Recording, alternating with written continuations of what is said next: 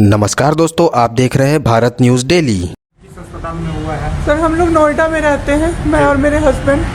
अभी होली में हम लोग बिहार आए हुए थे सर, होली मनाने के लिए पूरी फैमिली का गेट टुगेदर था।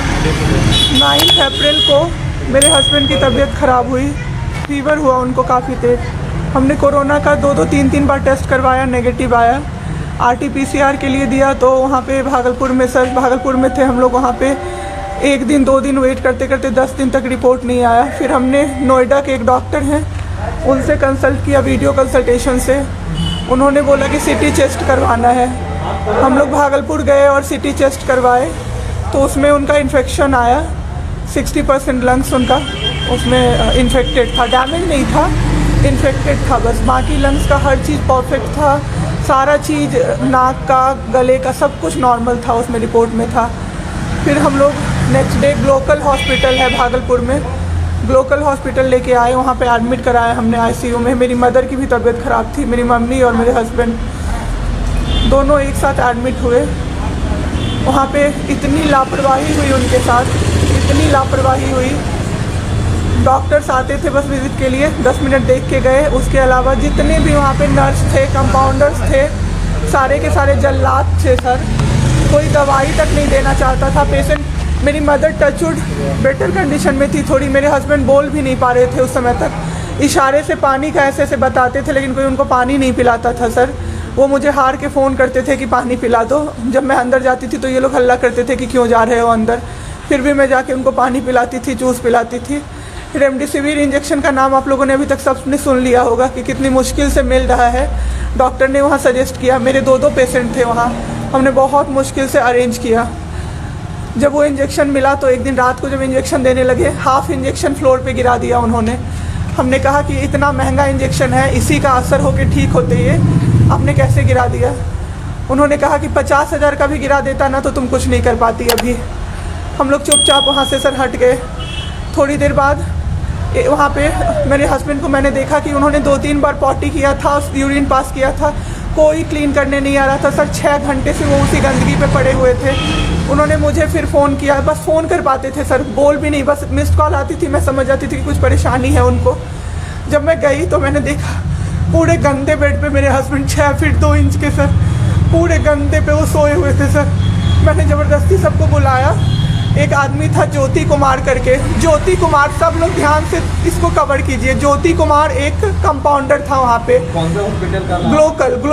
Glocal hospital Bhagalpur. Jyoti Kumar compounder है वहाँ का, मतलब जो अटेंडेंट सब होते हैं ना वो है, लड़की नहीं है लड़का है, ज्योति कुमार। उसको मैंने रिक्वेस्ट किया कि भैया प्लीज़ आप मेरे हस्बैंड की मदद कर दीजिए, रात में ये लोग रुकने नहीं दे रहे हैं मुझे अपने पास, इनके पास। उसने बोला ठीक है ज़रूर मदद करूँगा, ये कह के, और मैं अपने हस्बैंड से बात करने लगी। इशारे से ही वो बात कर रहे थे, मैं बोल रही थी। अचानक से मेरा दुपट्टा खिंचाया बहुत ज़ोर से। मैंने सोचा क्या हो रहा है, जब मैंने पीछे मुड़ी तो मेरे कमर पे उस आदमी का हाथ था और मेरा दुपट्टा वो ज्योति कुमार खींच रहा था। मेरी माँ पीछे से चिल्लाई, मेरे हस्बैंड ऐसे ऐसे होने लगे, पूरा पसीना उनको चल गया, कुछ बोल नहीं पा रहे थे वो। जब हम लोग ठीक थे ना, मैं बाहर निकलती थी ना, कोई मुझे ऐसे देखता था ना नॉर्मली ही तो कहते थे आँख निकाल लूँगा, क्या सोच के इसको देख रहे हो। और मेरे हस्बैंड उस दिन बेड पे पड़े हुए देखते रहे कि मेरी वाइफ का कोई दुपट्टा खींच रहा है। और जब मैंने उस आदमी को देखा ना तो वो मुस्कुरा रहा था। मैंने ऐसे दुपट्टा खींचा और मैं कुछ नहीं बोल पाई, डर से कि मेरे हस्बैंड यहाँ पे है, मेरी माँ यहाँ पे है, ये लोग कुछ कर देगा, इस डर से मैं कुछ नहीं बाहर निकली। मैं बाहर निकल के मैं दम से बैठ गई। वो आदमी मेरे पास फिर आया, मुस्कुरा के बोला मैं ध्यान रखूँगा। मैंने बोला ठीक है भैया आप ध्यान रखना। मैंने कुछ नहीं बोला उसको, कुछ भी नहीं। 2-3 दिन बाद ऐसे ही कोई सुविधा नहीं, कुछ नहीं। मेरे हस्बैंड की तबीयत उस दिन से बिगड़ी जब रात के 2 बजे में मेरी मदर के बगल वाले बेड पे एक अंकल, मास्क उनका हट गया था और वो अंकल चिल्ला के नर्स को बुला रहे थे। और मेरी मम्मी चिल्ला रही थी जल्दी आइए ये मर जाएंगे, जल्दी आइए ये मर जाएंगे। कोई नहीं आया और अंकल ने दम तोड़ दिया। ऐसे 3-4 लोग उस 2-3 दिन के अंदर दम तोड़े हैं, बिना केयर के, बिना नर्स के आए। सारी नर्स टेबल कुर्सी लगा के सो जाती थी, कहती थी पागल हो गए हैं हम ही, अब मर जाएंगे इस कोरोना के चक्कर में, अब तो क्यों जॉब कर रहे हो, छोड़ दो, आपकी जगह कोई और आ जाएगा। उसके बाद वहाँ से बाई पैप वहाँ उस हॉस्पिटल में नहीं अवेलेबल था। मेरे हस्बैंड की तबीयत एक दिन बहुत ख़राब हो गई, उन्होंने मायागंज रेफ़र कर दिया, भागलपुर मायागंज हॉस्पिटल। हम लोग अभी मायागंज आए, मायागंज की और हालत ख़राब, ICU में 4 बेड था। मेरे हस्बैंड के बगल वाले बेड पे 4 लोग 6 से 7 घंटे में 4 लोग ख़त्म हुए। क्यों ख़त्म हुए? वो नर्स को बुला रहे थे, सिस्टर आ जाओ, दिक्कत हो रही है, दिक्कत हो रही है, और सिस्टर नहीं आती थी। एक अंकल तो बुलाते बुलाते उलट के गिर गए, पूरा सर फूट गया, ब्लड और मर गए वो अंकल वहीं पे। इतना मेरे हस्बैंड डर गए। शाम होते होते मेरे हस्बैंड की तबीयत अचानक से ख़राब होने लगी, पूरा ये सब ड्राई हो गया, एक लेयर वाइट कलर का जम गया उनके ऊपर, बहुत ज़्यादा तबीयत ख़राब हो गई। हम लोगों को समझ में नहीं आ रहा था कि हो क्या रहा था। अचानक से मेरे दिमाग में आया ना, बुलाते रहे नहीं डॉक्टर को कम से कम 5-6 बार मेरी बहन बुलाने गई है, क्योंकि कोई डॉक्टर था ही नहीं ड्यूटी। कब हुई आपके हस्बैंड की डेथ में? परसों सुनिए मेरी बात, पहले पूरी कहानी मेरी सुनिए। मेरी बहन 5 बार 6 बार गई है बुलाने डॉक्टर को मायागंज में, तो डॉक्टर क्या कह रहे हैं, यार रात में भी सोने नहीं दोगे, रात में भी सोने नहीं दोगे। जब हमने देखा जाके सर, तो लाइट ऑफ, इमरजेंसी के नाइट डॉक्टर्स का लाइट ऑफ, और सब नीचे बिछा के मूवी देख रहे हैं और सो रहे हैं, और दरवाज़ा तक नहीं खोला सर। मेरे हस्बैंड की ऐसी हालत हुई, जब मेरी दीदी बहुत जाके चिल्लाई, तब एक डॉक्टर आए वहाँ से, तो उन्होंने देखा क्या कि मास्क, उन्होंने ऐसे मास्क लगा होता है ना, उसमें एक ऑक्सीजन सप्लाई का पाइप होता है ना, वो पाइप ही नहीं लगाया था सर, बस मास्क लगा के छोड़ दिया था, ऑक्सीजन सप्लाई आ ही नहीं रहा था।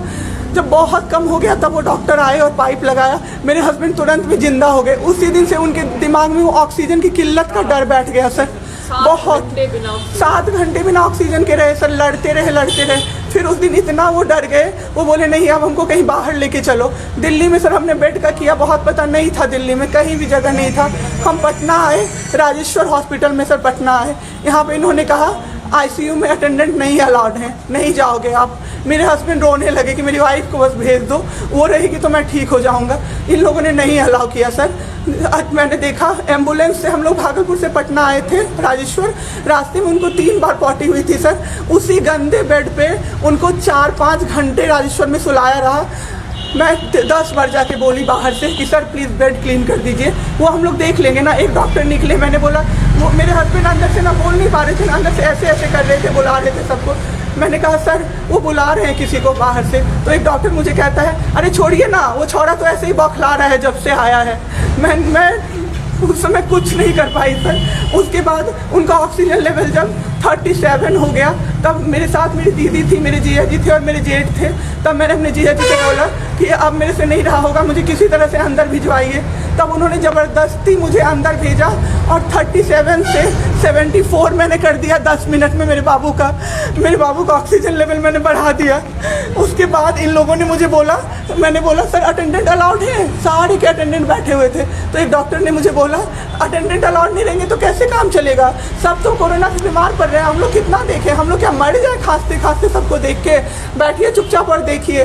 15 दिन तक सर एक टेबल पे एक लगातार मैं बैठी हूँ। आज 1 महीना पे मैंने ब्रश किया है सर, 1 महीने पे ब्रश किया है मैंने। बाबू को बहुत ठीक कर दिया, इतना स्ट्रॉ लगा के सर, मास्क के अंदर से स्ट्रॉ लगा के बाबू को मैंने जूस, दाल, रोटी सब कुछ पिलाया सर। इतने ठीक हो गए ना कि जो डॉक्टर फर्स्ट डे बोला था ये बचेगा नहीं, वो डॉक्टर सर 3-4 दिन बाद कहता है टचवुड क्या कर दिया आपने इनके साथ, ये तो एकदम ठीक हो गए, गजब का फाइट दिया आप दोनों ने मिलके।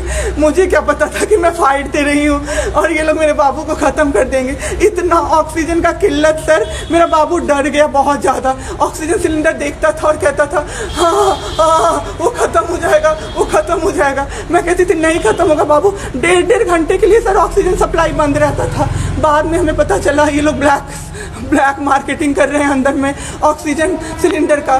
जो अस्पताल वाले हैं ना, वो ऑक्सीजन सप्लाई बंद कर देते थे ताकि बेचैन होके लोग खरीदें उन्हीं से। हम भी खरीदे सर, मैंने भी खरीदा, क्या करते हमें भी तो चाहिए था।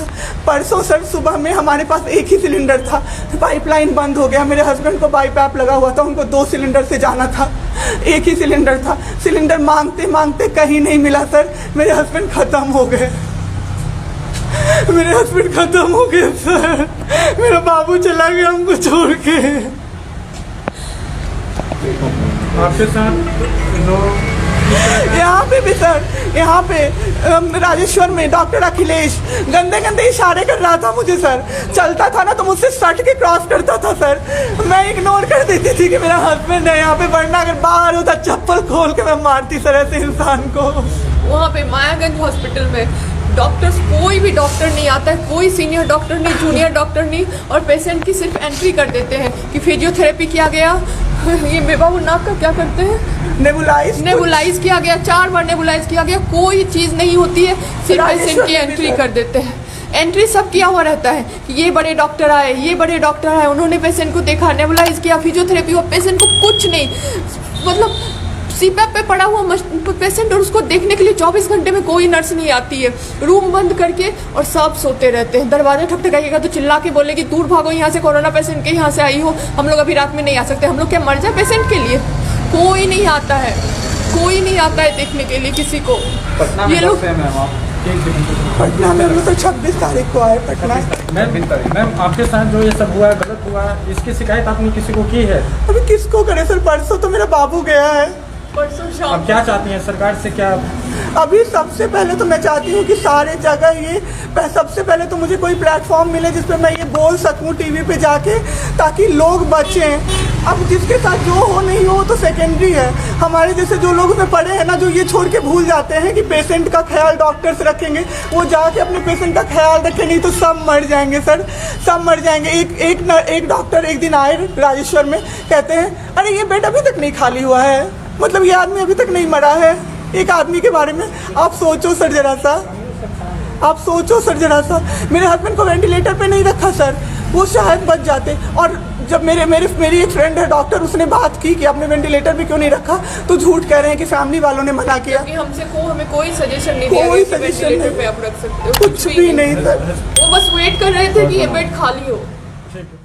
इसी तरह की और खबरों के लिए हमारे चैनल को लाइक और सब्सक्राइब करें। धन्यवाद।